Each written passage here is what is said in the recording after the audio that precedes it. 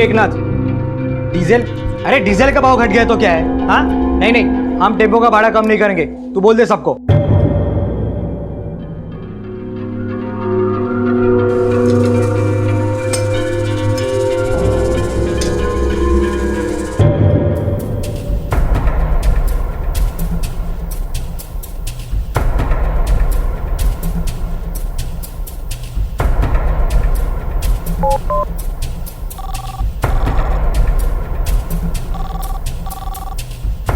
हामी बोलती है, पैसे का इंतजाम हुआ? देखो अगर मुझे पैसा नहीं मिला ना तो मैं तुम्हें बर्बाद कर दूंगी। 10 लाख, 10 लाख से एक पैसा भी कम नहीं चाहिए।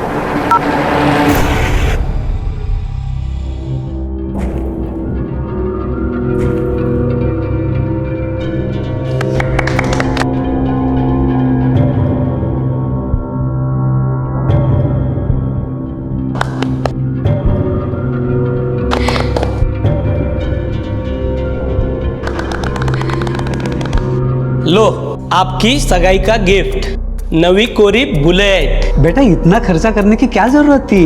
उमेश यादव की बहन की शादी है। इस जिले का सबसे बड़ा किसान हूं मैं, सिर्फ मेरी बहन खुश रहनी चाहिए और ये जिम्मेदारी तेरी है।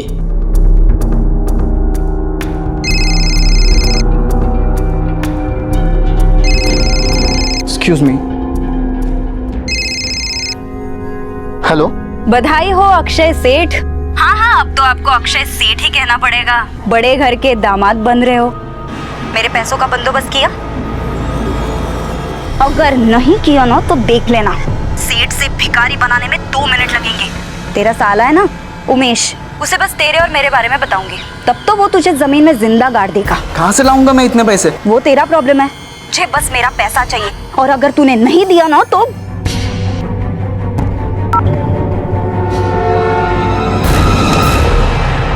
क्या हुआ? कुछ नहीं। सब ठीक है ना?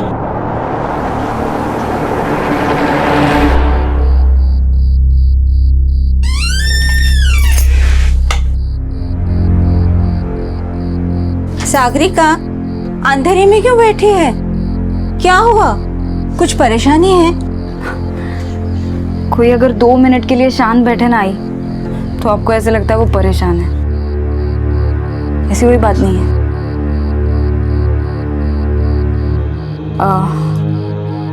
बाबा खेत से नहीं आया अभी तक? चलो हम लोग खाना खा लेते हैं, मुझे बहुत भूख लगी है।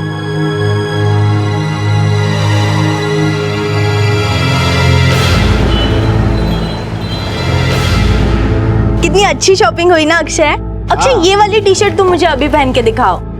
कौन सी? ये वाली। अरे वाह अक्षय, तुम्हारी शादी तय हो गई और तुमने मुझे बताया भी नहीं। श्वेता, तुम ये सब लेके अंदर जाओ और आई को कहना कि चाय बनाए, मैं अभी आता हूँ।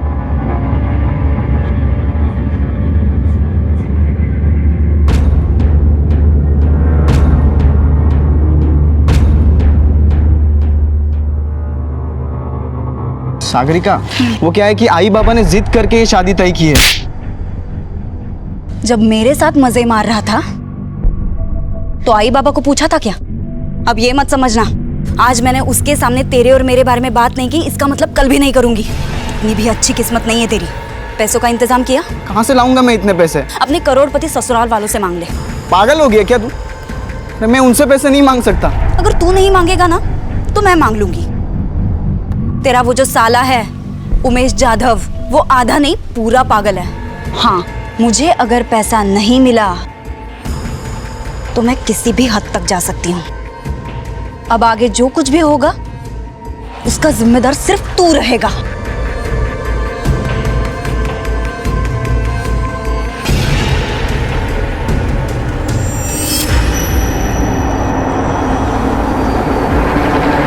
बीस साल की सीधी सादी दिखने वाली सागरिका एक गरीब किसान की इकलौती बेटी थी, जिसे देखकर कोई नहीं कह सकता था कि वो एक ब्लैकमेलर भी हो सकती है। लेकिन ब्लैकमेलिंग उसकी जरूरत है, मजबूरी है या फिर शौक। उसे शायद ये एहसास भी नहीं था कि वो एक संगीन जुर्म कर रही थी और ये जुर्म उसे किस दिशा में लेकर जाएगा वो इसका अंदाजा भी नहीं लगा सकती थी, क्योंकि किसी भी गुनाह के परिणाम अपराधी की उम्मीद से कोसों दूर होते हैं।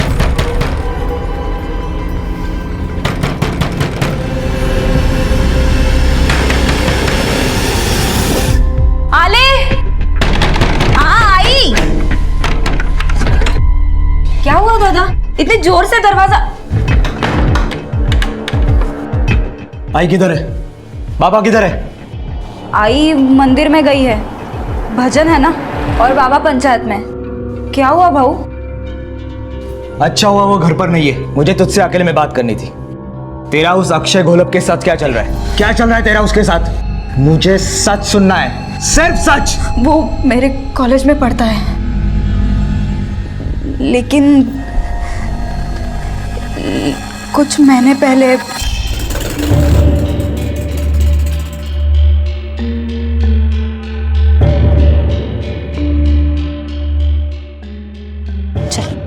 एक minute, Sagarika, I love you. अरे कुछ जवाब तो दो। अरे लोग मुझे चिढ़ाने लगे। 24 घंटे मैं सिर्फ तुम्हारे बारे में ही सोचता रहता हूँ। हाँ। मर जाऊंगा यार मैं तेरे बिना। तू अगर मुझे नहीं मिलना। अक्षय, ये क्या बात कर रहे हो? सब लोग देख रहे हैं। देखो, तुम्हारे लिए ये सब मजाक होगा, लेकिन मेरे लिए नहीं। देखो, हम लोग गरीब हैं, इन सब में नहीं पढ़ना चाहते। मैं हाथ जोड़ती हूँ, मेरा पीछा मत करो प्लीज।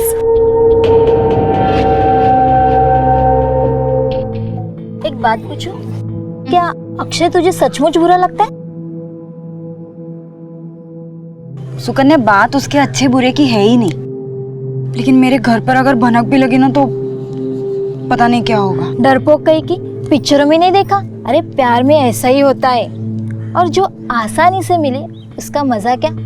और हाँ, उससे पूछ लेना, वो शादी करेगा ना?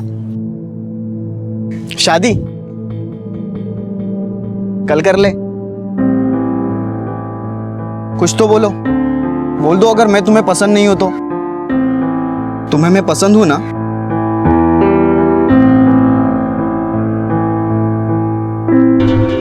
मैं चाहते हुए भी खुद को आगे बढ़ने से रोक नहीं पाई, और प्यार के बहाव में दोनों ने अपनी सारी हदें पार कर दी। सुनो ना अक्षय, हाँ? वो हम शादी कब करेंगे? क्योंकि मैं अब और झूठ नहीं बोल सकती घर पे। बस कुछ और दिन, जिस दिन आई बाबा अच्छे मूड में होंगे ना, उस दिन मैं हमारी शादी की बात करूंगा। लेकिन बाद में पता नहीं, मुझे बहुत डर लगने लगा, और कुछ ही दिनों में मेरा ये डर सच में बदल गया। क्या? तुम प्रेग्नेंट हो? लेकिन कैसे? कैसे मतलब? अक्षय, ये क्या बात कर रहे हो तुम? सागरिका, आराम से। तुम दोनों शांति से क्यों नहीं बात करते? तुम जाके एबॉर्शन करवा लो। करवा लो का क्या मतलब है? तुम नहीं आओगे मेरे साथ? नहीं, अरे मैं नहीं आऊंगा। अरे वहाँ कोई पहचान का मिल गया तो, और उसने घर पे बता दिया तो आई बाबा को धक्का बैठेगा। हाँ हाँ, तुम्हें तो सबकी चिंता है सिवाय मेरे। अरे एक बार कहा ना, नहीं आऊंगा मतलब नहीं आऊंगा। मैंने सातारा जाकर अपना अबॉर्शन करवाया, वो नहीं आया मेरे साथ, सुकन्या आई थी। भाव में खरं सांगते, उसके बाद उसने मुझे अवॉइड करना शुरू किया। मैंने उसे मिलने की बहुत कोशिश की, लेकिन जब भी मुझे वो देखता था अपना रास्ता बदल देता था। फिर मुझे पता चला कि अगले 15 दिनों में उसकी शादी होने वाली है। वो उमेश जाधव है ना, उसकी बहन से। जब कुछ भी समझ में नहीं आया ना, तो मैंने उसे ब्लैकमेल करना शुरू किया। देखो, अगर मुझे पैसा नहीं मिला ना तो मैं तुम्हें बर्बाद कर दूंगी। 10 लाख रुपए मांगे उससे, किसी लालच से नहीं। मैं तो बस उसे तड़पते देखना चाहती थी, बदला लेना चाहती थी उससे। छमाइला, अभी जाके उस अक्षय की खोपड़ी फोड़ता हूं। समझता क्या है वो अपने आप को? अभी भी तुझे उसकी चिंता हो रही है? घर की इज्जत बाहर उछल कर आई है, शर्म नहीं आती तुझे? एक काम कर, मैं जैसे बोलता हूं वैसे कर। अभी के अभी उसे फोन कर, और कल कैसे भी करके उसे पनाड़ा के जंगल में बुला।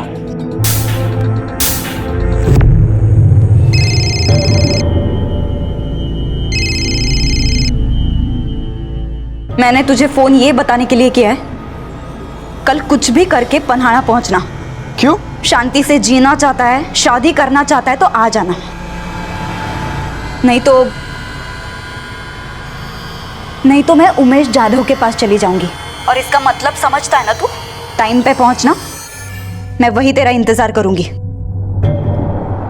आ रहा है वो। अब देख मैं क्या करता हूँ उसके साथ। इंसान की शक्ल में हैवान हमारे चारों तरफ घूमते हैं और सागरिका भी अक्षय के भीतर छुपे इरादों को पहचान नहीं पाई। सागरिका को अपना बदला लेने का यही तरीका समझ में आया और जब उसने माधव के साथ अपना दुख शेयर किया तो माधव ने भी उसे अहम खिलाड़ी बना दिया। गलती के जिस रास्ते पर सागरिका थी, माधव ने उसे और पुख्ता करने की ठान ली और यह रास्ता उस तरफ गया जहां सबके इंतजार में सिर्फ बर्बादी खड़ी थी।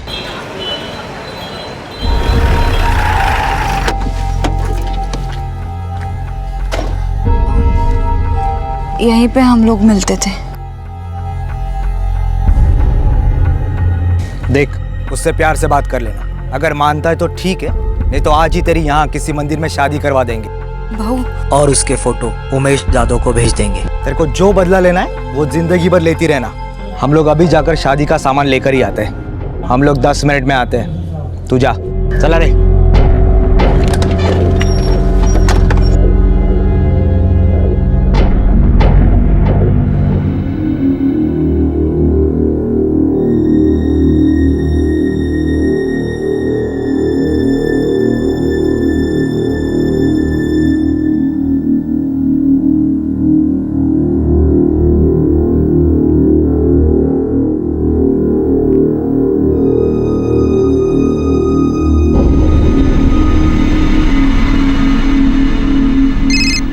हाँ बोल, क्या हुआ? भाऊ अभी तक आया नहीं वो। तू उसको फोन करती रहना। देख, कैसे भी करके उसको आज वहां पर बुलाना ही है। अगर हमारे आने से पहले वो वहां पर आ जाए ना तो उसको बातों में उलझा कर रखना। हाँ हाँ, मैं फोन रखता हूँ, हम पहुंच रहे वहां पर। ये देखो अक्षय, ये हमारे मेहमानों की लिस्ट। दादा के इतने सारे दोस्त हैं कि 1000-1500 तो आ ही जाएंगे। और तुम्हारे ये क्या, सिर्फ 300 लोग आएंगे? नहीं, वो क्या है कि हमारे पास अभी एक मिनट ना।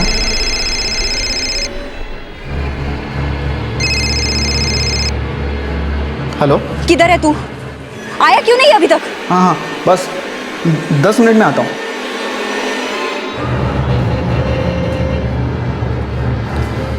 ओ जाओ बप्पू, क्या हुआ? तू इतने टेंशन में क्यों लग रहा है? सुन, तेरा कुछ लोचा विचार नहीं है ना? अगर ऐसी वैसी बात मुझे पता चली ना तो शादी की हवन की जगह तेरी चीता जलेगी। और तू ये जानता है कि मैं ये कर सकता हूँ। आई शपथ दादा, ऐसी कोई बात नहीं है। हाँ मग ठीक है।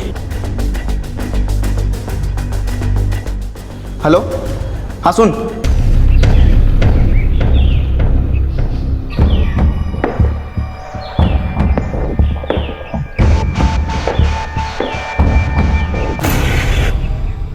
कौन हो तुम लोग?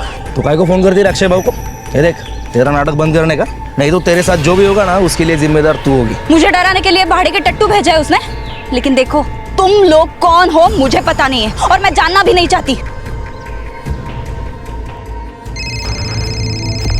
ये टायर को भी अभी पंक्चर होना था। हाँ, अरे चला, जल्दी जल्दी करो यार।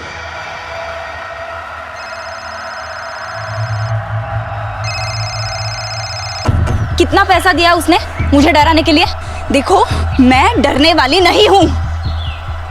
अकेली लड़की देखकर धमका रहे हो, नामर्द कहीं के। नामर्द, आज तुझे मेरी मर्दान की दिखाता। अरे और कितना टाइम लगेगा? भाऊ झाला।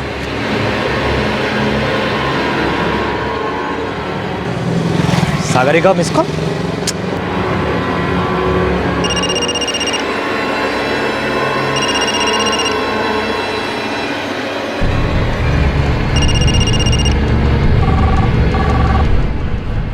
ये फोन क्यों नहीं उठा रही है? भाई हो गया। हो गया, चलो चलो बैठो जल्दी।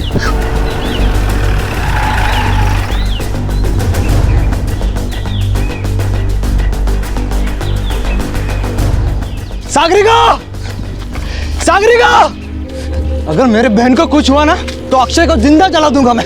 सागरिका! सागरिका! भाई यहाँ से आवाज आ रही है। भाई मोबाइल यहाँ पे पड़ा है। सागरिका! सागरिका!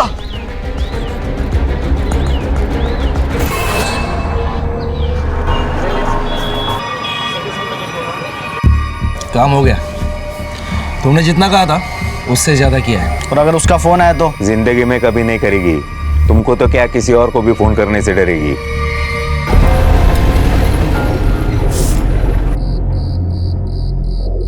माधव सागरिका अब तक घर में नहीं आई है। उसका फोन भी नहीं लग रहा है। मैंने उसकी सारी सहेलियों की फोन किया, वो कहीं पे भी नहीं है। माधव मुझे बहुत डर लग रहा है। माधव पता नहीं मेरी बेटी। घर पे किसी के साथ झगड़ा हुआ था उसका? नहीं साहब। तुम लोग जबरदस्ती शादी तो नहीं करवा रहे थे ना उसकी? नहीं, अब तक उस बारे में हमने सोचा भी नहीं है। तू भाई है ना रे उसका? जी। तेरे साथ कुछ अनबन हुई थी? तुम लोगों ने मारा वगैरह नहीं ना उसे? नहीं। रणवी, फोटोग्राफ है उसका? हाँ साहब, ये लीजिए। ये फोटोग्राफ आजू बाजू के पुलिस स्टेशन में भेज दो। देखो कहीं से कुछ ट्रेस मिलता है क्या।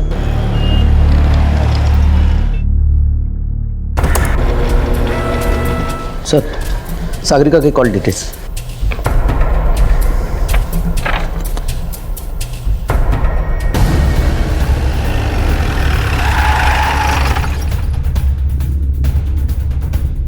हमने छानबीन की है और उस सिलसिले में तुमसे कुछ पूछताछ करनी है। सागरिका कौन से कॉलेज में थी? MY के कॉलेज। किस किस से मिलती थी? कोई दोस्त? बचपन से खाली एक सहेली थी, सुकन्या। और अक्षय घोलप, उसके साथ क्या रिश्ता था? ये कौन है साहब? तुम्हें तो पता ही होगा ना, बहन थी तुम्हारी। उसके कॉल रिकॉर्ड के हिसाब से उस दिन उसने सिर्फ तुम्हें और अक्षय को फोन किया था। कल ही पुलिस स्टेशन में हमें पता चल गया था कि तुम सब जानते हो। अब बोलते हो या बुलवाऊं? मुझे पता था साहब। उस दिन मैं जैसे बोलता हूँ वैसे कर। अभी के अभी उसे फोन कर और कल कैसे भी करके उसे पनाड़ा के जंगल में बुला। देख, उससे प्यार से बात कर लेना। अगर मानता है तो ठीक है, नहीं तो आज ही तेरी यहाँ किसी मंदिर में शादी करवा देंगे। सागरिका! सागरिका! सागरिका?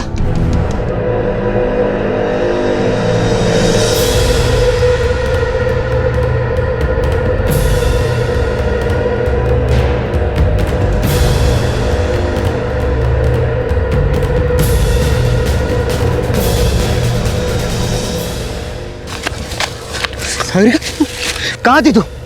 क्या हुआ तुझे? उस अक्षय ने तुझे मारा है क्या? मैं उस अक्षय को जिंदा नहीं छोड़ूंगा। अपनी गलती उसके सर पर मत डाल। सब तेरी वजह से हुआ है। मुझे तेरी बात सुननी ही नहीं चाहिए थी। मुझे दूर रह, मुझे तेरी शक्ल भी नहीं देखनी। सागरिका, सागरिका रोक मेरी बात तो सुन। सागरिका रोक मेरी बात तो सुन। अरे इतना सब होने के बावजूद तूने हमको कुछ भी नहीं बताया। सागरिका कहाँ है? कहाँ है सागरिका? बता मेरे को। अगर उसके बाद वो कहाँ गई मुझे नहीं मालूम है। और तुमने उसे वैसी हालत में वहां से अकेले जाने दिया? साहब, वो मुझसे नाराज, मेरी शक्ल भी नहीं देखना चाहती थी। मुझे लगा उसका गुस्सा ठंडा हो जाएगा तो वो अपने आप घर वापस आ जाएगी। अच्छा, ये अक्षय घोलप कहाँ रहता है?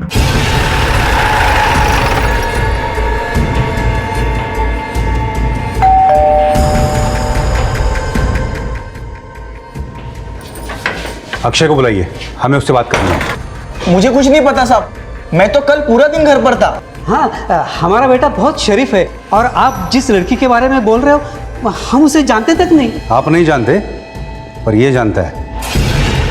क्यों? बोल। कैसे जानता था उसको? क्यों गायब किया उसे? बोल। साहब, मेरा और उसका चक्कर था। फिर जब मेरी शादी पक्की हुई उसके बाद मैं उससे दूर हट गया था। ना ही उसे देखा, ना ही कभी उससे बात की। अच्छा, तो ये क्या है? ये कॉल रिकॉर्ड्स बताते हैं कि रोज तुम दोनों में बातचीत होती थी, वो भी 10-15 मिनट तक। और तू कहता है कि रिश्ते खत्म हो गए थे। हाँ, बोल। मेरे तरफ से खत्म हो गया था, पर उसको रिलेशन खत्म करने के लिए पैसे चाहिए थे। कीमत मांग रही थी साहब। आखिरी बार कब मिला था उससे? बोल। उसने मुझे पन्ना लेके जंगल में मिलने बुलाया था। तो तूने क्या किया? मैं नहीं गया साहब, मैं उसकी धमकियों से बहुत तंग आ चुका था। अच्छा, इसीलिए तुमने उसको गायब कर दिया? गायब कर दिया या मार डाला? नहीं साहब, नहीं। माधव का प्लान मुंह के बल गिरा और सागरिका एक बहुत बड़े हादसे का शिकार हो गई। सब अपने आप को और अपनी झूठी इज्जत को बचाने में लगे हुए थे। ऐसा लग रहा था जैसे सागरिका सबके लिए एक हाशिए पर चली गई है। जिसके साथ प्यार के नाम पर विश्वासघात हुआ, वो कहां है, किस हाल में है, ये कोई नहीं जानता था। अक्षय ने सागरिका से उसके सारे सपने छीनकर उसे दुख और जिल्लत की जिंदगी जीने के लिए छोड़ दिया था। पुलिस ने अक्षय से पूछताछ की क्योंकि अक्षय के पास सागरिका को गायब करने का मकसद था, लेकिन सबूतों के अभाव में पुलिस को अक्षय को छोड़ना पड़ा। चले, रोक, निकालिए, चल। हाँ, मेरी बहन किधर है? हाँ, क्या किया तूने उसके साथ? मैंने तो उसे देखा तक नहीं। देखा नहीं? तू ना पुलिस को बेवकूफ बना सकता है, लेकिन मुझे नहीं। जिंदा नहीं छोड़ूंगा तुझे, जिंदा नहीं छोड़ूंगा। उधर चलो। ये करता। मैं तुम्हारा दुख समझ रहा हूँ, इसीलिए सिर्फ वार्निंग देके छोड़ रहा हूँ। अगर अगली बार कुछ गड़बड़ की तो सीधा अंदर डाल दूंगा। साहब, अगर इसने मेरे बहन के साथ कुछ गड़बड़ की होगी ना, तो मैं इसे जान से मार दूंगा, फिर चाहे उसके लिए मुझे फांसी क्यों ना हो जाए। मुझ पे हाथ उठाने से पहले अपनी बहन से जाके बात कर, पता नहीं कहाँ कहाँ मुंह मारती है। क्या बोलता है? चुपचाप खड़ा रहे। मारो साहब, मारो, जितना मारना है उतना मारो, पर मैं इसे जिंदा नहीं छोड़ूंगा। इसकी वजह से मेरे बहन को एबॉर्शन करवाना पड़ा था, छोड़ूंगा नहीं मैं इससे। चुपचाप खड़ा रहे। ये अबॉर्शन की बात तुमसे किसने कही? मैंने सातारा जाकर अपना अबॉर्शन करवाया, वो नहीं आया मेरे साथ, सुकन्या आई थी। मैं उसके साथ खुद गई थी सातारा में डॉक्टर जोशी के क्लिनिक में। उसने मुझे बताया कि ये बच्चा अक्षय का है। अक्षय जानता था ये बात? हाँ साहब। सिवाय पुलिस के कोई भी सागरिका को ढूंढने की कोशिश नहीं कर रहा था, लेकिन पुलिस के हाथ भी कुछ नहीं लग रहा था। और फिर कहानी ने जो मोड़ लिया वो कल्पना से भी परे था।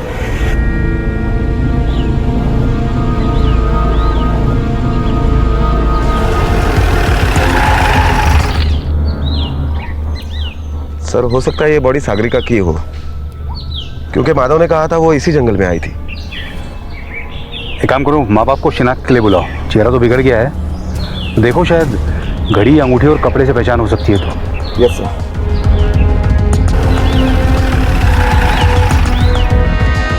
सर, कपड़ों, घड़ी और अंगूठी की वजह से सागरिका के माँ बाप ने बॉडी को पहचान लिया है और अब यह कंफर्म हुआ है कि वो बॉडी सागरिका की ही है।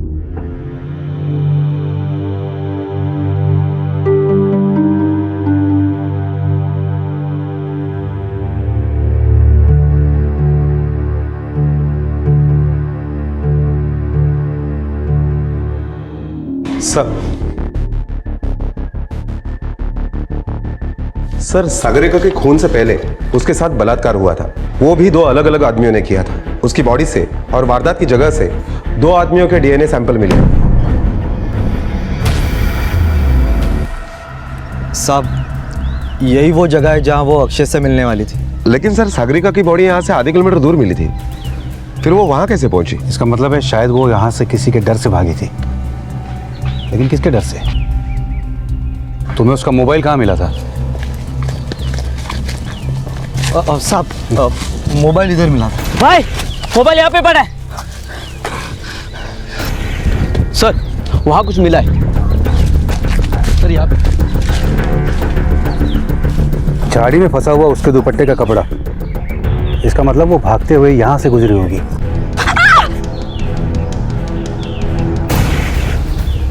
सर, यहाँ पर डीएनए ट्रेसेस मिले। मतलब यहाँ पर उसके साथ जबरदस्ती की गई।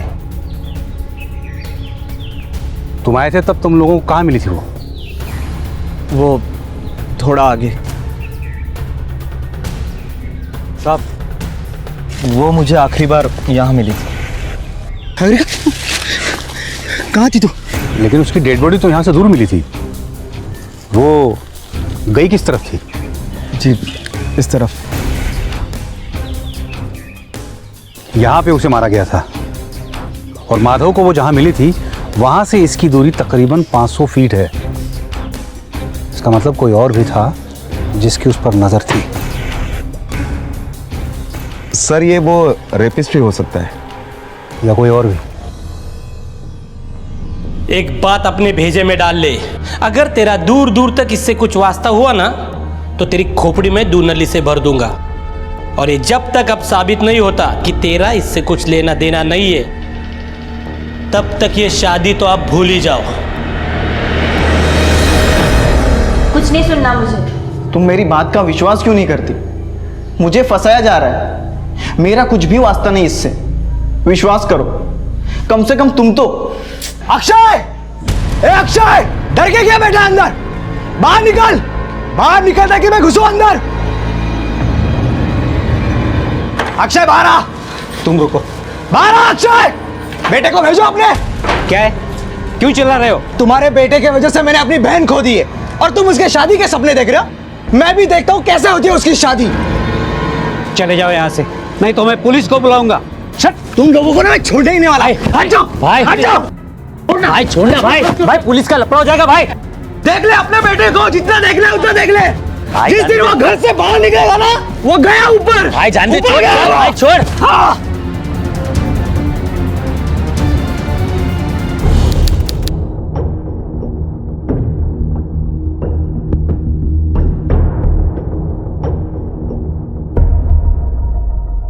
अगर हम शुरू से देखते हैं तो अक्षय के अलावा किसी के पास कोई मकसद नहीं था सागरिका को मारने का।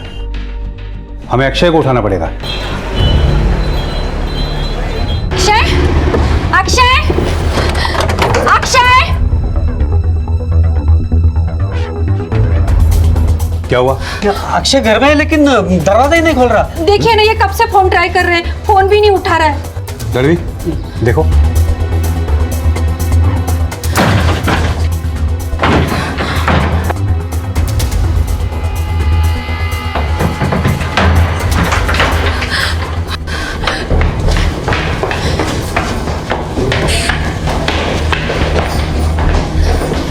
ये अक्षय का कमरा कौन सा है? ये रहा।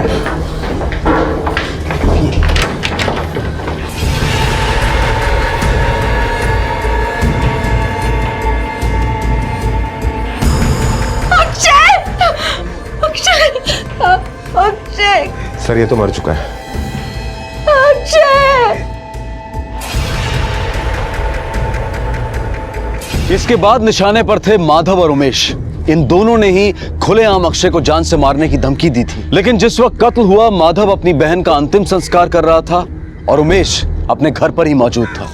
और ना ही इन दोनों के फिंगरप्रिंट्स कत्ल के हथियार पर मिले थे। अगर सारे सस्पेक्ट बेगुनाह थे तो फिर गुनहगार कौन था? यह केस सुलझने की बजाय और उलझता जा रहा था। पुलिस की सारी मेहनत किसी अंधेरे में गुम हो रही थी और तभी श्वेता के बयान से पुलिस को उम्मीद की एक किरण दिखाई दी। हमारी एंगेजमेंट हो चुकी थी, बहुत जल्द शादी भी होने वाली थी। सब खुश थे, पर कुछ दिनों से अक्षय कुछ अजीब सा बिहेव करने लग गया था। अजीब अजीब से लोगों से छुप छुप के मिलने लग गया था, जिन्हें देख के मुझे कभी नहीं लगा कि वो उसके दोस्त हो सकते हैं। पर वो सब देख के मुझे ऐसे लगा कि जो हो रहा है वो सही नहीं है।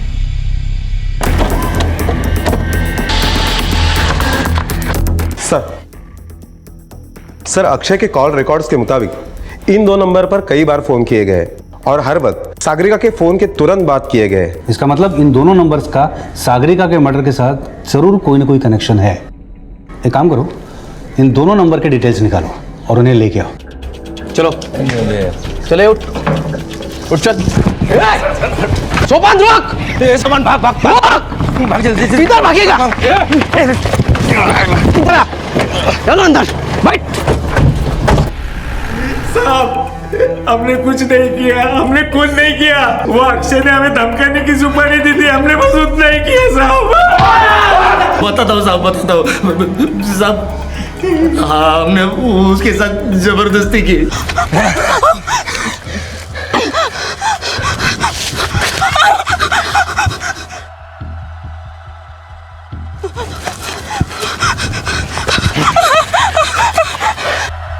देखो मैं अक्षय को कभी फोन नहीं करूंगी, लेकिन मुझे छोड़ दो प्लीज। मुझे माफ कर दो, मुझे माफ कर दो, मैं कभी फोन नहीं नामत का आता। अब दिखाता हूँ मेरी मर्दानगी तुझे। हमने उसको नहीं मारा साहब, सच बोल रहे हैं, हमने उसको नहीं मारा साहब। एक कहावत है, मार के बाद पुकार रह जाती है, और यही हो रहा था सागरिका के केस में।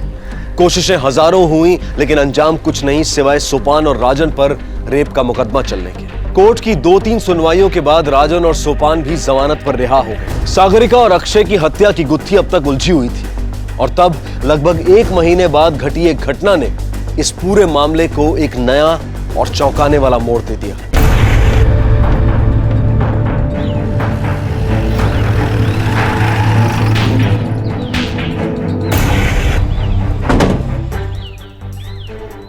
हटिए, पीछे हटिए, पीछे हटिए।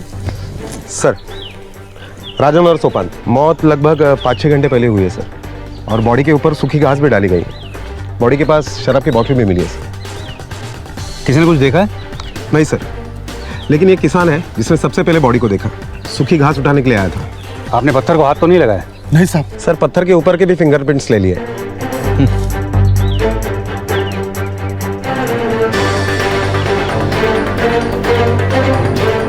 लगता है कोई गाड़ी गुजरी यहाँ से। एक काम करो, ये टायर के निशान के फोटोग्राफ ले लो, और इस मिट्टी के सैंपल भी ले लो। Sir, fingerprint report. सर, इन रिपोर्ट से यह पता चलता है कि तीनों मर्डर किसी एक ही आदमी ने किए, क्योंकि पाए गए फिंगरप्रिंट्स किसी एक ही आदमी के। सर, कौन हो सकता है वो?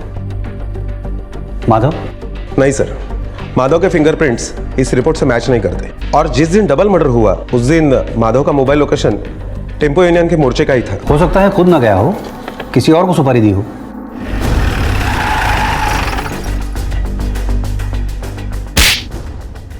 क्या कर रहे हैं आप लोग ये? राजन और सोपान को मारने के लिए तूने किसको भेजा था? मैंने ऐसा कुछ नहीं किया साहब, मैं तो मोर्चे में गया था उस दिन। तुम्हारे अलावा किसी के पास कोई मकसद नहीं था अक्षय और उन दोनों को मारने का। सच बता, तूने अक्षय को धमकी दी थी ना? वो तो मैंने गुस्से में दी थी साहब। माले, अंदर ले चल इसको, अंदर फटाफट बोलेगा ये। साहब, अरे मेरे बच्चे को तुम्हें काहे बोलत कैसे नहीं? रुको,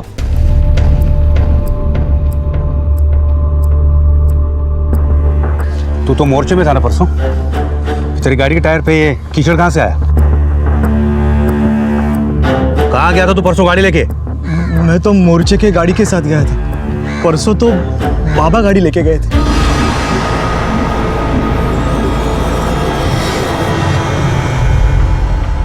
क्या लगा था तुम्हें अपने भोले भाले चेहरे के पीछे आसानी से छुप जाओगे और कोई पहचान नहीं पाएगा? कानून अपराध सूंघ लेता है, और अपराधी को भी। तेरे फिंगरप्रिंट्स मैच हो गए हैं। बोल, क्यों किया ये सब? अपनी बेटी को मार दिया तूने? बोल! मैंने माधव और सागरिका की बातें सुनी थी। सतारा जाकर मैंने अपना अबॉर्शन करवाया। तब से मेरा उन दोनों पे ध्यान था। उन्होंने अक्षय को जंगल में मिलने के लिए बुलाया था, ये भी मैंने सुना था। अभी के अभी उसे फोन कर, और कल कैसे भी करके उसे पन्हाड़ा के जंगल में बुला। कल कुछ भी करके पन्हाड़ा पहुंचना। मैं भी उनके पीछे पीछे जंगल गया। यहीं पे हम लोग मिलते थे।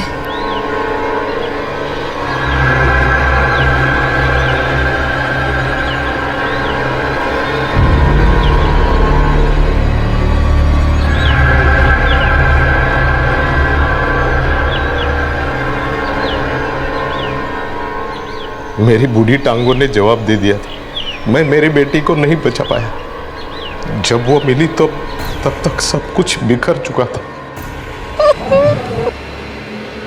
उसने अपना मुंह तो काला कर ही दिया था, उसके साथ हमारे इज्जत पर भी कालिक मल दी। फिर मैंने देखा माधव और उसके बीच झगड़ा चल रहा था। एक काम ठीक से नहीं कर सका तू? सागरिका, मेरी बात तो सुन। सागरिका, सागरिका रुक।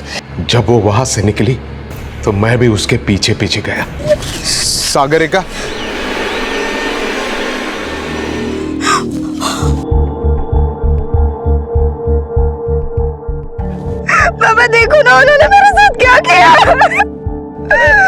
बाबा मैं क्या करूंगी? बोलो ना कुछ तो। कुछ तो बोलो, कुछ तो बोलो ना। मैं क्या करूं?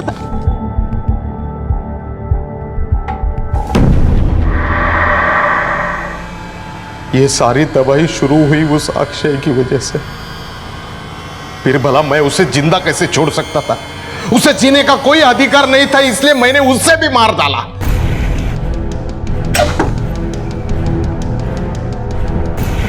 अब वो दोनों राक्षस बचे थे।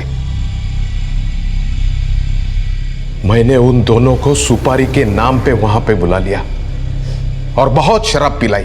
वाह सेठ वाह, एकदम धमाल। अभी तो और मजा आएगा।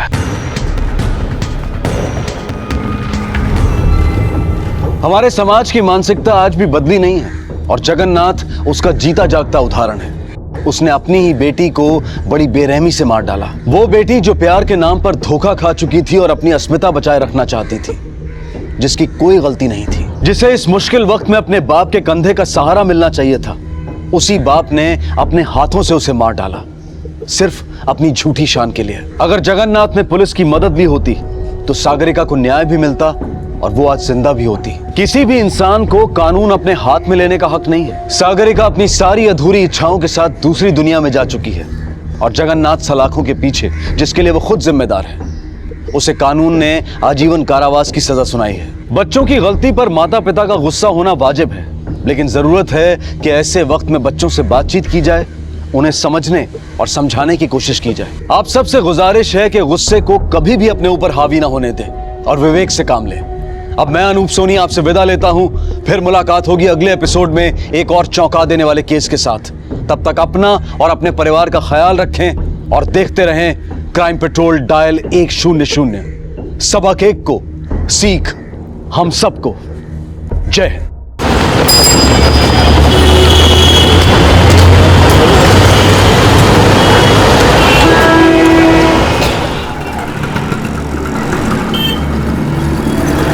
भैया मेरा थोड़ा तीखा।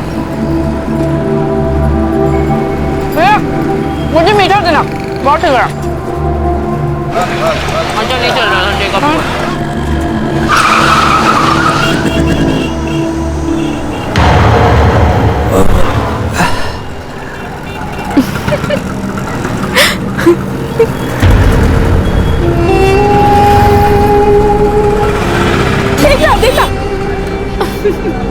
भैया।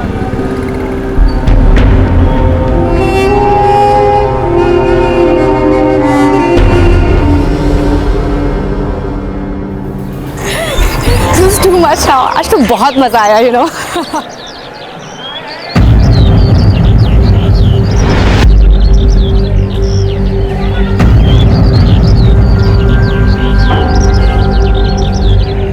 देख कैसे घूर घूर के देख रहा है। लगता है तुझ पर लट्टू हो गया ये सट।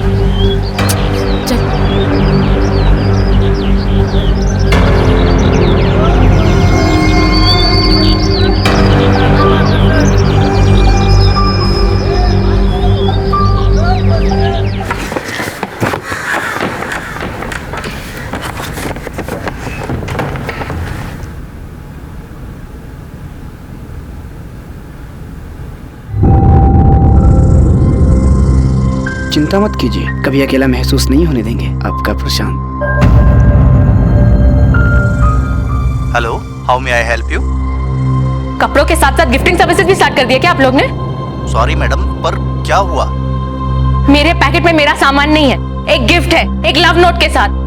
How dare you guys do this? आपका शॉप बंद करा दूंगी मैं। आई रियली सॉरी मैम, गलती से एक्सचेंज हो गया होगा। अगर 5 मिनट में आप लोगों ने वापस फोन नहीं किया ना तो देख लेना। पता नहीं कब से मेरा पीछा कर रही है। तू डर मत, मैं हूं ना तेरे साथ। अब पुलिस कंप्लेन कराई इसकी? मुझे कोई कंप्लेन नहीं करानी। मैं ये शहर ही छोड़कर जाना चाहती हूँ। जब से आई हूँ तब से कुछ न कुछ तू चुप कर यार। भैया आप राशि मेरा पुलिस स्टेशन लेना। नहीं भैया, आप सीधा ही चलो, मुझे इस पुलिस के चक्कर में नहीं पड़ना है यार। तू चुप कर यार। भैया आप लो इसकी मत सुनो। तू पागल है क्या? Please start believing in system. हमारी पुलिस बेस्ट है और ये कंप्लेन कराना बहुत जरूरी है प्राची। जयंती छोड़ना यार, वैसे भी कम लफड़े हैं क्या लाइफ में। भैया आप इसकी सुनो मत, आप बस चलो। तो आपका कोई पीछा कर रहा है, आपको स्टॉप कर रहा है, मगर क्यों? कोई बात, कोई वजह सोचिए। नहीं पता सर। किसी से कोई दुश्मनी, कोई धमकी? जी नहीं। तो किसी ने आपको प्रपोज किया हो या कोई शारीरिक संबंध बनाने की कोशिश? ये कैसा सवाल है सर? देखिए सुनने में अजीब लगता है, लेकिन स्टॉकिंग आमतौर पर इन्हीं वजहों से होती है। देखिए आदमी जो आपको फॉलो करता है, कि इसने आपके साथ कभी कोई असली हरकत की हो, कोई भद्दी सी बात कही हो? नहीं सर, वो बस हमेशा कोई ना कोई गाना गाता है। ठीक है, आप चिंता मत कीजिए। सावन। हो सर। अब एक काम कीजिए, अगली बार जब ये आदमी आपको फॉलो करता है, अपने मोबाइल के कैमरे से उसकी फोटो ले लीजिए, और अगर वो फॉलो करता है तो हमारे पास उसकी फोटो होगी, जिससे उसे पकड़ने में आसानी होगी। और एक बात, हो सकता है कि वो आपको अकेली औरत समझकर परेशान कर रहा हो। अपने किसी दोस्त या रिश्तेदार को कुछ दिनों के लिए अपने साथ रहने के लिए बुला लीजिए। अगर कोई मर्द है तो और अच्छी बात है। तो ऐसा तो कोई नहीं है,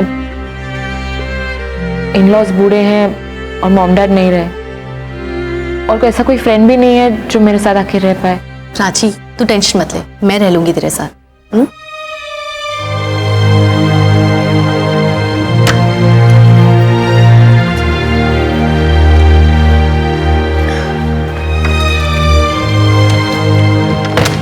थैंक यू जयंती, तू मेरे साथ यहाँ रहने आ गई। पागल है, जा जा। स्टॉकिंग यानी कि बुरी नीयत या गलत इरादे से किसी का पीछा करना, ईव टीजिंग, छेड़खानी, ये ऐसे अपराध हैं जिन्हें अधिकतर हम इग्नोर करने की कोशिश करते हैं, लेकिन कई बार इनका अंजाम बहुत खतरनाक हो जाता है। अक्सर ऐसे अपराधियों पर कोई सामाजिक दबाव नहीं होता कि अगर मुझे किसी ने ये गलत हरकत करते हुए देख लिया तो मेरी और मेरे परिवार की छवि खराब हो जाएगी। ये अपराधी इस बात पर यकीन करने लगते हैं कि अगर किसी लड़की या औरत के पीछे लगातार पड़े रहो तो आप उसे हासिल कर सकते हैं। ये सोच, ये मानसिकता गलत है, चाहे हंसी मजाक में ही सही, पर जब हम किसी स्टॉकिंग करने वाले या छेड़खानी करने वाले अपराधी को रोड साइड रोमियो कहकर बुलाते हैं तो हम उस अपराध या अपराधी को कहीं ना कहीं ग्लैमराइज करते हैं, उसे बढ़ावा देते हैं। ये भूल जाते हैं कि ये हमारे किसी अपने के साथ भी हो सकता है। इसी विकृत मानसिकता का सहारा लेकर प्रशांत भोटक के प्राची पर दबाव डाल रहा था, लेकिन उसका मकसद क्या था ये अब तक साफ नहीं हो पाया था।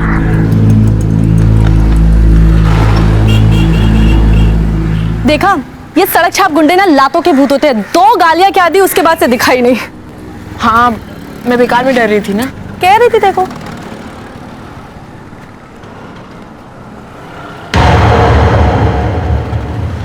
देखो। हाँ।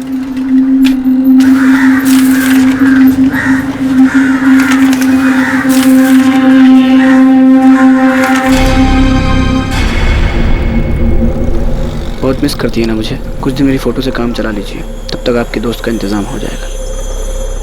क्या हुआ?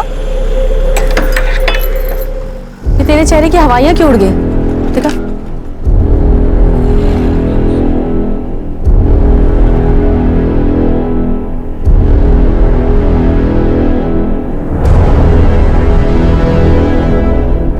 इतनी हिम्मत इस कमीने की। प्राची मैं इसको छोड़ूंगी नहीं, मैं बता रही हूँ। जयंती तू चिल कर, ऐसे लोगों का कोई भरोसा नहीं। क्या पता वो क्या करता।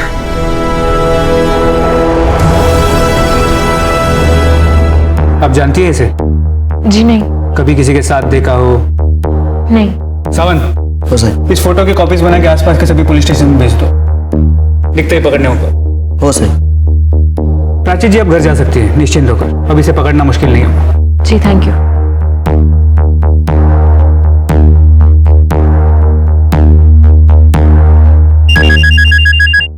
नमस्ते आंटी। नमस्ते बेटा, जयंती का फोन नहीं लग रहा है, वो कहाँ है?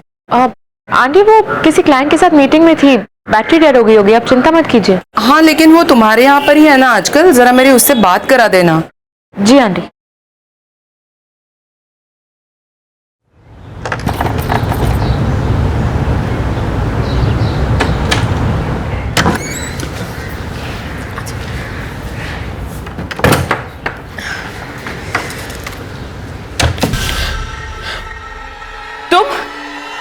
अरे तूने मारी एंट्रियां तो दिल में बजी घंटियां, टंग टंग टंग टंग टंग टंग टंग। क्या है ना, मैं ना तेरे घर की खिड़की खुली थी, मेरे को लगा कोई चोर आके घर लूट लिया, तो इसलिए मैं आ गया हिफाजत करने, इस घर की और तेरी। तुम्हारी हिम्मत कैसे हुई आने की? Just get out of here!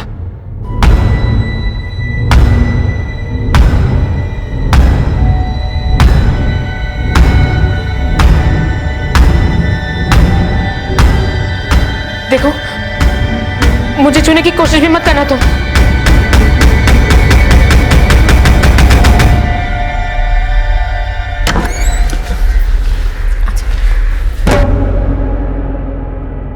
एक बात याद रखना, मैं सब कुछ कर सकता हूं लेकिन तेरे को बांट नहीं सकता, किसी के साथ भी नहीं।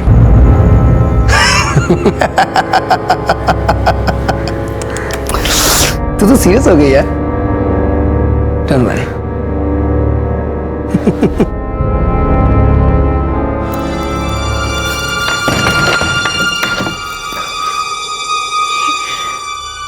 ये क्या करने आया था? कहीं कोई कैमरा तो नहीं लगाया?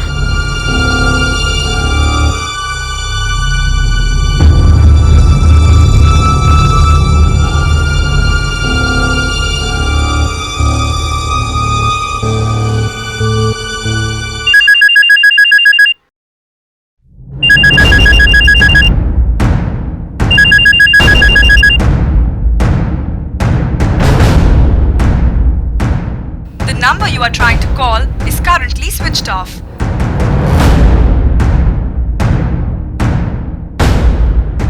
अब हेलो, हाँ जयंती है तुम्हारे पास? जयंती तुम्हारे पास आई है क्या? Okay thanks.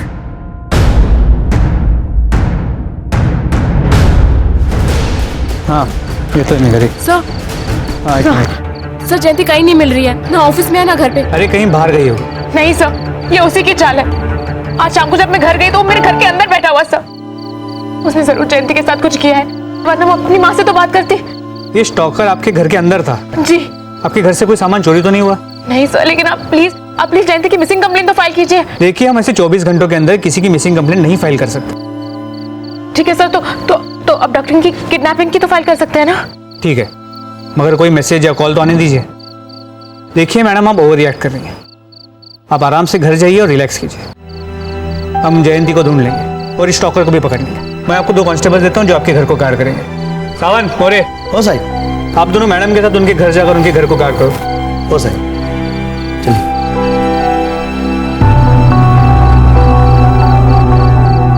पुलिस ने 2 कांस्टेबल देकर प्राची को बाहरी सुरक्षा तो दे दी थी, लेकिन एकाएक अपनी ही सहेली का यूं लापता हो जाना कहीं ना कहीं उसे कमजोर बना रहा था। वो मन ही मन बस यही दुआ कर रही थी कि जयंती बिल्कुल ठीक हो। वैसे भी आजकल महिलाओं के प्रति बढ़ते अपराध को देखकर वो अपने आप को कम ही सुरक्षित महसूस करती हैं। प्राची भी अपने मन में कई आशंकाएं लिए सुबह का इंतजार कर रही थी।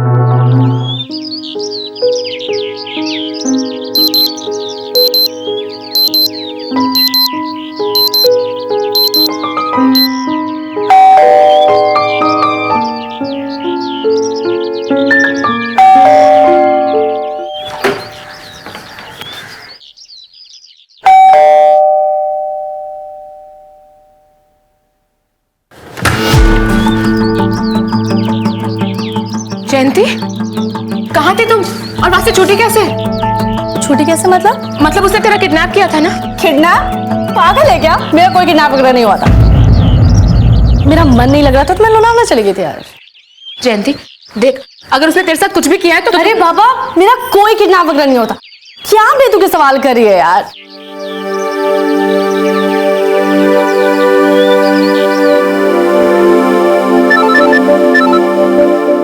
हाँ बोलिए।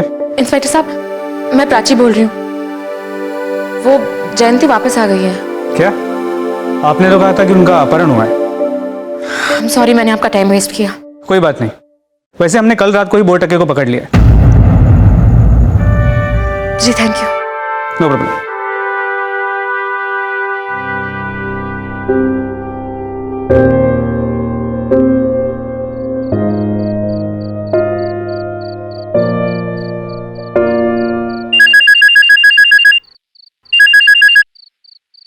हेलो हेलो मेरी मैना,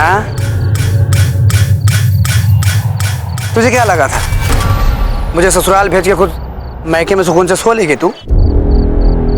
अरे जान बसती मेरी तुझ में, ऐसे थोड़ी ना पीछे छोड़ूंगा पगली।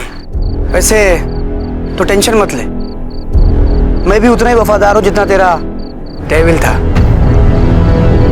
तेरा प्यार ही ऐसा है पगली कि इंसान तो क्या साला कुत्ता भी पागल हो जाए। बस एक काम करना, डेविल की तरह मुझे हमेशा के लिए सुलाना मत, कोशिश भी मत करना, ओके?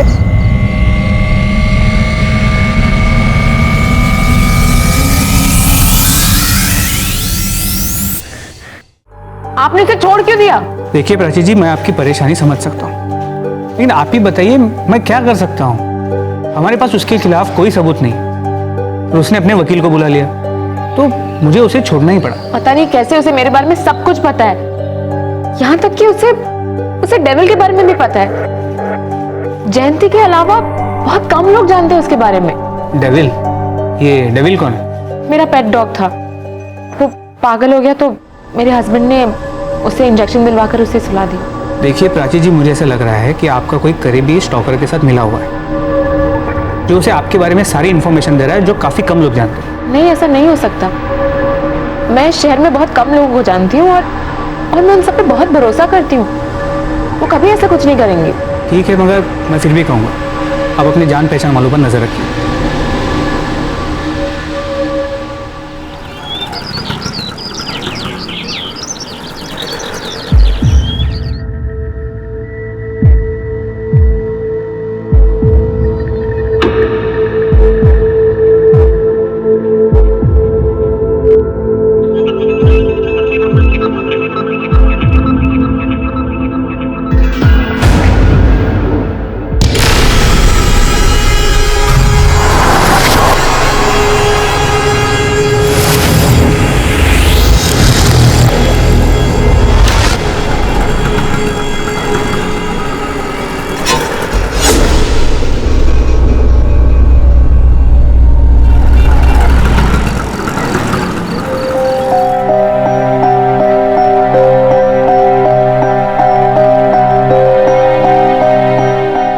जयंती, हाँ, मुझे यकीन नहीं आ रहा कि तुम मेरे साथ इतना बड़ा धोखा कर सकती हो।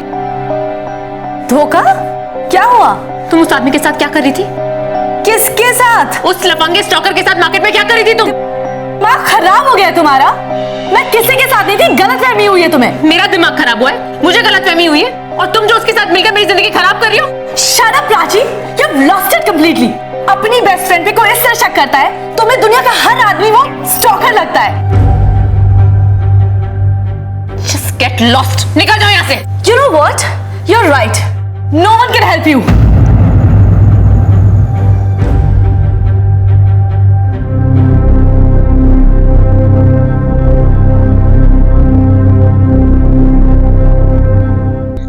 रुकिए मैडम, इतनी रात गए कहाँ जा रहे हो?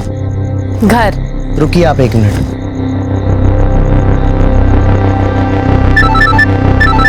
हाँ बोल सावंत। राजेश सर, ये जयंती मैडम एकदम से अपने घर जा रहे हैं। क्यों? मालूम नहीं साहब, कुछ इनका झगड़ा वगड़ा हो लगता है। एक काम कर, तू उन्हें घर ड्रॉप करने जा और मोरे को बोल वहां से नहीं हिले, मैं भी वहां पहुंचता हूँ। हो साहिब, चलिए मैडम, मैं आपको छोड़ देता हूँ।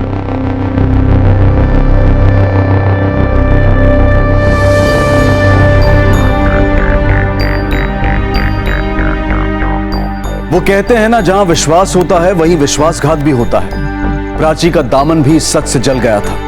जयंती ने उसके विश्वास का सरे बाजार कत्ल किया था। लेकिन अगर जयंती वाकई सच कह रही थी कि वो स्टॉकर भोटके के साथ नहीं थी बल्कि किसी और के साथ थी, तो इसका मतलब यह था कि स्टॉकर के डर ने प्राची का मानसिक संतुलन बिगाड़ दिया था और ऐसी सूरत में आने वाला हर पल उसके लिए मुसीबत ला सकता था।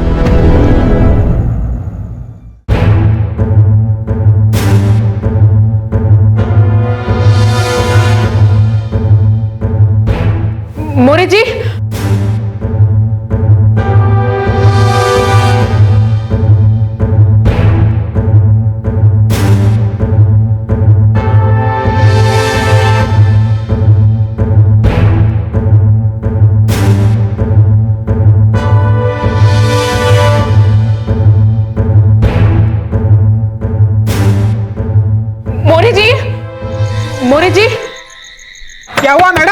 देखिए ना, सिर्फ हमारे घर की लाइट गई है क्या?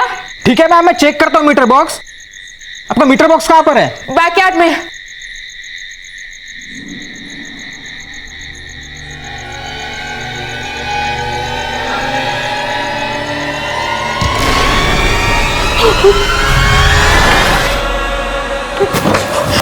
क्या हुआ मैडम? वहाँ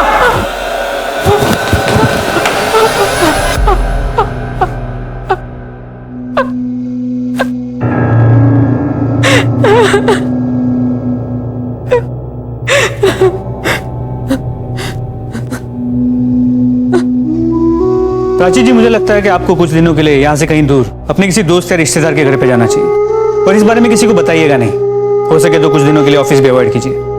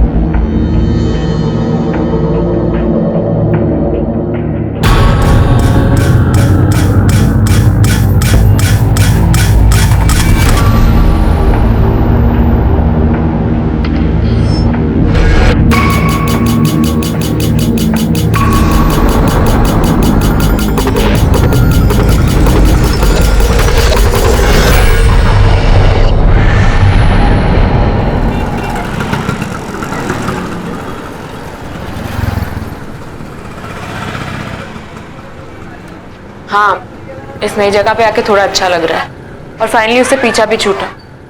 हाँ।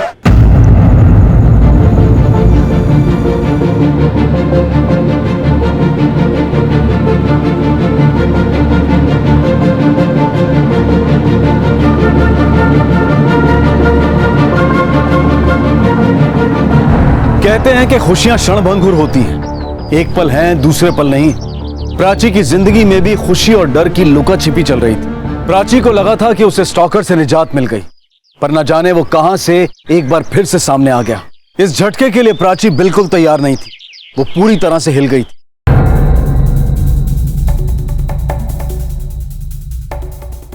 अरे मैडम, आप क्या हुआ? क्या नहीं हुआ, वो वहां भी पहुंच गया। वहां कैसे? यही तो मैं आपसे पूछना चाहती हूँ कि वो वहां पहुंचा कैसे? एड्रेस तो आपके पास ही था ना, और किसी के पास नहीं था वो एड्रेस। तो वो वहां कैसे आया? मैंने रास्ते में टैक्सी तक बदली थी। कैसे पहुंचा वो वहां पे? मैं आपसे कुछ पूछ रही हूँ, वो स्टॉकर वहां पहुंचा कैसे? मैडम, आप शांत हो जाइए। आप पहले बैठ जाइए। आप बैठ जाइए। देखिए, मुझे कैसे पता होगा? आप सब जानते हैं, क्योंकि एड्रेस उसको आप ही ने दिया है। देखिए, इस तरह मुझ पे ब्लेम करना गलत होगा। मैं भी नहीं जानता कि हुआ कैसे। देखिए, आप शांत हो जाइए। सावन, मैडम साठी चांद वैसे आप ये सिंगना ना खाइए। आप लोगों को शर्म नहीं आती? एक विक्टिम की लाइफ का इतना मजाक बना रहे हो आप लोग। कितने पैसे दिए उस लोगों ने आपको? ऐसी कोई बात नहीं है जैसा आप समझ रहे हैं। ए राजे, क्या चल रहा है? अरे ये केस तेरे से हैंडल नहीं होगा रे। अब ये केस मुझे ही देखना पड़ेगा।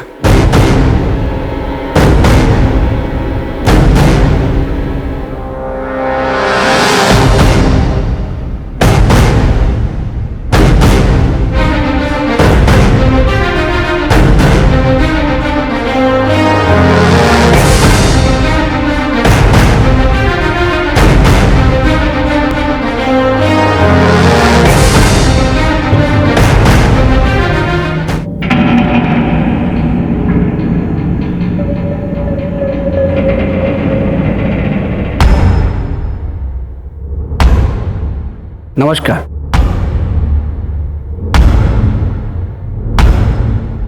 प्रशांत भोरटके, सीनियर इंस्पेक्टर, आपकी सेवा में हाजिर है। कहिए, क्या मदद कर सकता हूं मैं आपकी?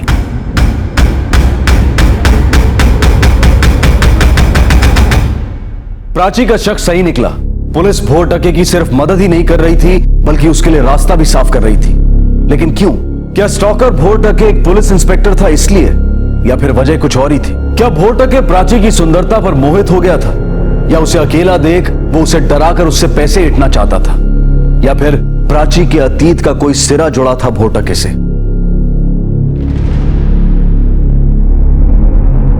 सर, हमारी बहू प्राची हमसे झूठ बोल रही है। उसने कहा कि मेरा बेटा अमेरिका गया और वहीं दूसरी औरत के साथ बस गया। लेकिन मेरा बेटा ऐसा नहीं कर सकता सर। अब तो उसने नौकरी भी पकड़ ली। शादी के पहले कहती थी नौकरी नहीं करेगी, सिर्फ आनंद को संभालेगी।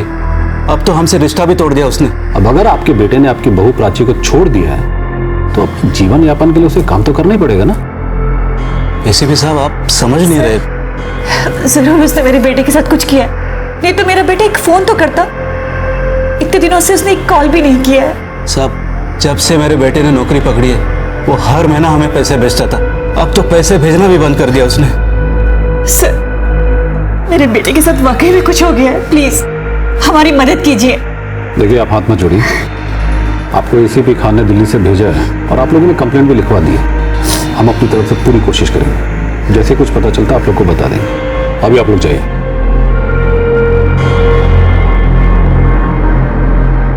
भोरटके सर, ये आनंद कपूर और प्राची कपूर की डिटेल निकालो। पता तो चले आखिर माजरा क्या है। सर।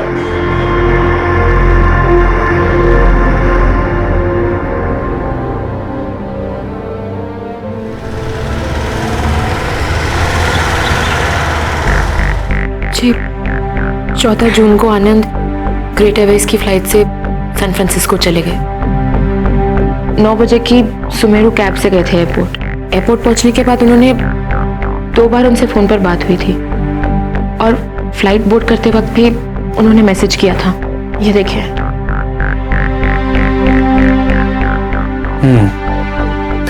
फिर उनसे 1-2 बार हाइप पर बात हुई थी। श्रवण, ये आनंद कपूरची flight and call details card आणि यांचा नंबरचा पण। जी आगे। जी, फिर एक दिन जब मैं उनसे हाइप पर बात कर रही थी तो मैंने देखा कि उनके होटल रूम में एक फॉरेनर लड़की उनके साथ थी। जब मैंने उनसे पूछा कि वो कौन है तो उन्होंने कहा कि वो वहां उन्हीं के साथ रहती है। इस बात पर हमारी बहुत लड़ाई हुई। उन्होंने मुझसे सारे रिश्ते तोड़ दिए, फ्रेंड्स बुक वगैरह सबसे ब्लॉक कर दिया। पर आपने अपने इन-लॉ से रिश्ता क्यों तोड़ा? मैंने उनसे रिश्ता नहीं तोड़ा, बस थोड़ी सी दूरी बना ली। ज्यादा फोन वगैरह पे बात नहीं होती। वही तो। क्यों?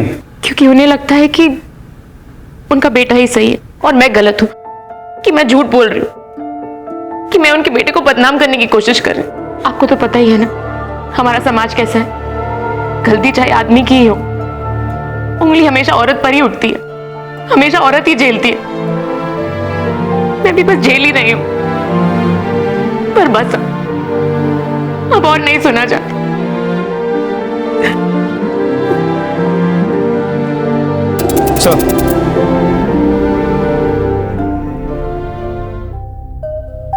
सर, इस आनंद कपूर के फ्लाइट डिटेल्स और डिपार्चर्स के मुताबिक उस दिन वो विदेश तो क्या, डोमेस्टिक फ्लाइट में भी नहीं चढ़ा था। लेकिन उसके फोन डेटा रिकॉर्ड्स के मुताबिक वो एयरपोर्ट जरूर गया था। उसने अपने फोन से सुबेरो की कैब भी बुक की थी और अपने क्रेडिट कार्ड से उसका पेमेंट भी की थी। सर, उसने एयरपोर्ट से अपनी बीवी प्राची को फोन भी किया था और उसके बाद उसने अपने फोन को स्विच ऑफ किया, जो अब तक बंद है। राजे, उसने अमेरिका से कॉल भी किया था ना? Yes sir. उसके कोई डिटेल्स? सर, तो इंटरनेट कॉल होता, आईपी एड्रेस नहीं ट्रेस झाला। ऐसा है का? राजे, ये प्राची का हस्बैंड उसके साथ कोई गेम तो नहीं खेल रहा? आनंद की कोई इन्फॉर्मेशन? जी सर, आनंद जिसटेक प्राइवेट लिमिटेड के 3 डायरेक्टर्स में से है। करीब 2 से 3 साल पहले उन्होंने कंपनी शुरू की। अक्सर अब्रॉड जाते रहते हैं काम के सिलसिले में।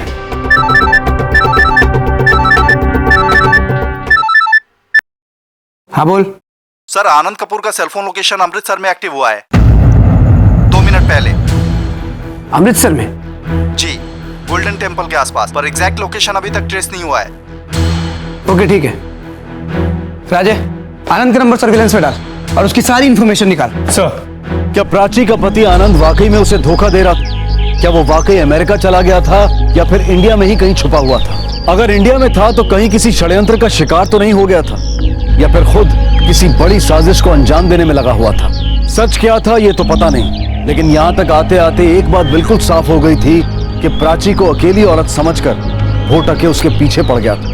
लेकिन उसका मकसद क्या था, इसका एहसास अब तक किसी को नहीं था। जब आप पंजाब में रहते थे तब आनंद रेगुलरली गोल्डन टेम्पल जाया करता था। सर, आनंद भाई बहुत अच्छे आदमी है, मिलनसार भी है। ऐसा हो ही नहीं सकता वो अपनी पत्नी को धोखा दे सके। सर, आनंद हमारा पार्टनर है, हम उसे अच्छी तरह जानते हैं, वैसे गायब नहीं हो सकता। सर, आनंद ने फ्लाइट में बैठकर हमें मैसेज भी किया था। वो एक फोन कंपनी से मीटिंग के लिए जा रहा था। हमारा सारा बिजनेस वही लाता है। जी सर, मैं आपको अकाउंट डिटेल्स मेल कर देता हूँ। आनंद सर नए डील्स के लिए पैसे ऑनलाइन ट्रांसफर कर देते हैं। उस दिन जाने के बाद भी किए थे। नहीं साहब, हमारे साहब का लफड़ा किसी के साथ नहीं था। ठीक है, तू जा। राजे, ये आनंद का कैरेक्टर मेरे को ठीक नहीं लग रहा है। मतलब जाने के बाद भी इसने बैंक से पैसे निकाले। तो उसका एक बार बैंक डिटेल चेक करते हैं। सर,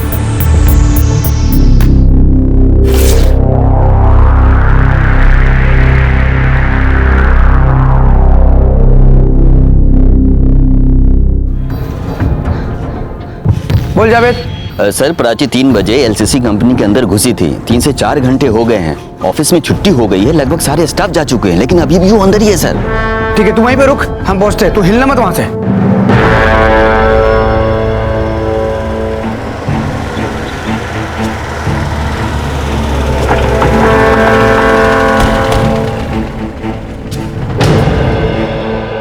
तलाशी लेनी है, चल। मॉनिटर रूम कहाँ है? सर, वो ऊपर है। राजे,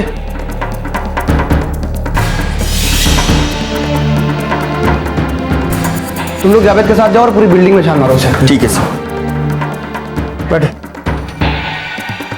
3 बजे के बाद की फुटेज दिखाओ।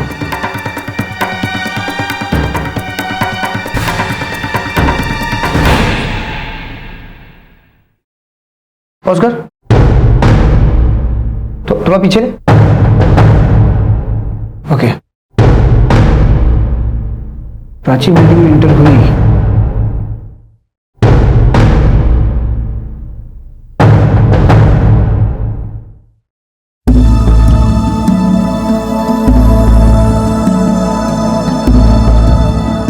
बाथरूम में गई।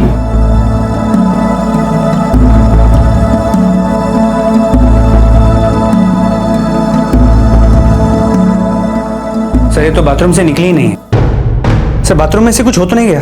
चेक कर ले। इसको बाथरूम का है। तो नीचे चलो।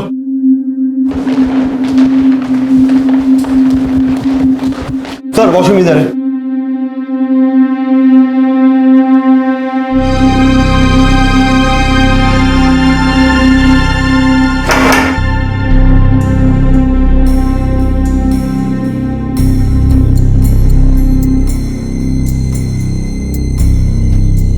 सर, कुछ मिला? सर, ये गायब कहाँ हो गई? खिड़की के बाद तो ग्रिल है और बाहर जाने का रास्ता सिर्फ दरवाजा है। राजे, आई थिंक हम लोग कुछ मिस कर रहे हैं। एक काम करते बाद फिर से फुटेज चेक करते हैं।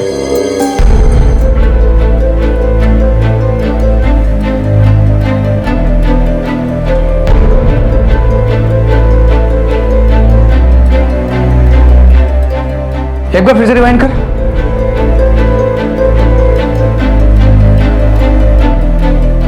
पॉज कर। ये औरत बाथरूम में एंटर कब हुई थी?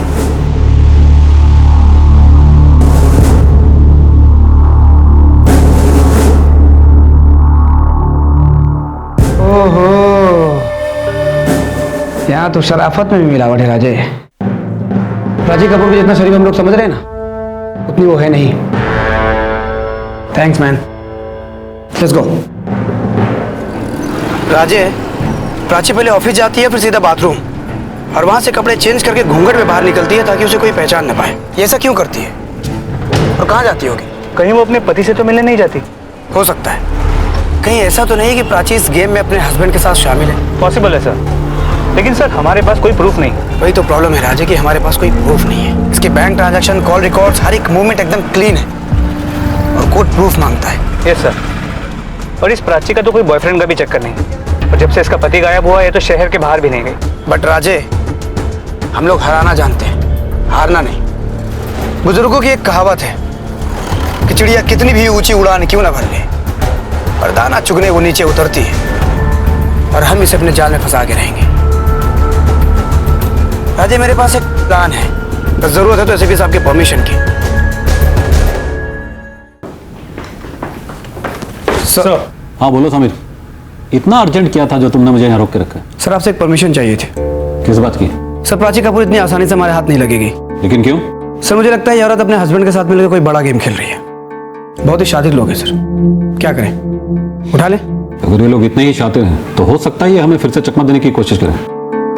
इन पे कड़ी नजर रखो। सर, शेर की एक आदत मुझे बहुत पसंद है कि मारने से पहले अपने शिकार के साथ वो खेलता बहुत है।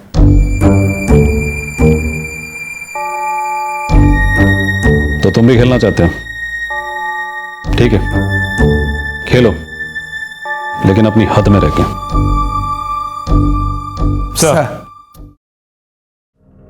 राजे, अब स्टॉकिंग होगी तो एक अच्छे पर्पस के लिए।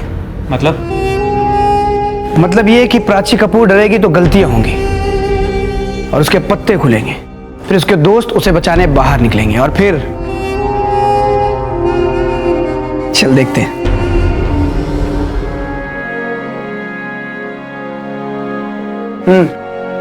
मस्त बना।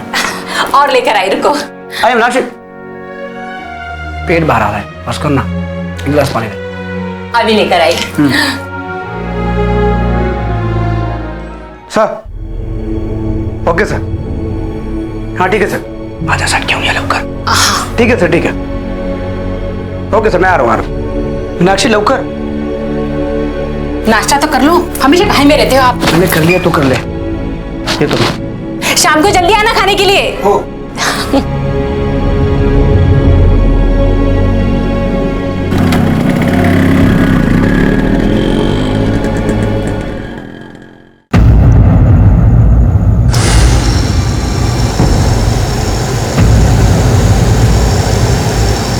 सर। बोटा के, ये मैं क्या सुन रहा हूं? क्या हुआ सर? तुम इन्हें स्टॉक कर रहे हो, इनका जीना मुश्किल कर दिया। एक पुलिस ऑफिसर होकर तुम ऐसी घटिया हरकत कैसे कर सकते हो? सर, मैंने कुछ नहीं किया है। एक्चुअली सर, ये औरत झूठ बोल रही है। ये औरत पागल है। इसका हस्बैंड पहले से मर चुका है, बट इसे लगता है कि अभी तक वो जिंदा है और विदेश में है, जबकि सच ये है कि वो विदेश गया ही नहीं है। और अगर विदेश में है तो ट्रेस क्यों नहीं हो रहा है? पूछिए इनसे। सर, मेरे को लगता है इसका हस्बैंड इसके साथ कोई गेम खेल रहा है, या तो ये दोनों मिलके हमारे साथ कोई खेल खेल रहे हैं। सर, पहले मेरे पति ने मेरी जिंदगी का मजाक बनाया और अब ये बना रहे। पता नहीं ये मुझसे क्या चाहते हैं सर। बोटा के सर, यू आर सस्पेंडेड।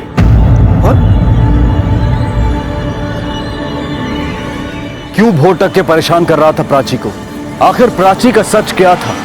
यह राज खुलेगा कल रात 10:30 बजे इस केस के दूसरे और आखिरी भाग में, जो आपको अचंभित कर देगा, आपके भरोसे की बुनियाद को हिला देगा। अब मैं अनूप सोनी आपसे विदा लेता हूं, फिर मुलाकात होगी। तब तक अपना और अपने परिवार का ख्याल रखें और देखते रहें क्राइम पेट्रोल डायल 100। सबक एक को सीख हम सबको। जय हिंद। इस तरह के और भी एपिसोड देखने के लिए हमारे चैनल को सब्सक्राइब करें और बेल आइकन दबाना ना भूलें।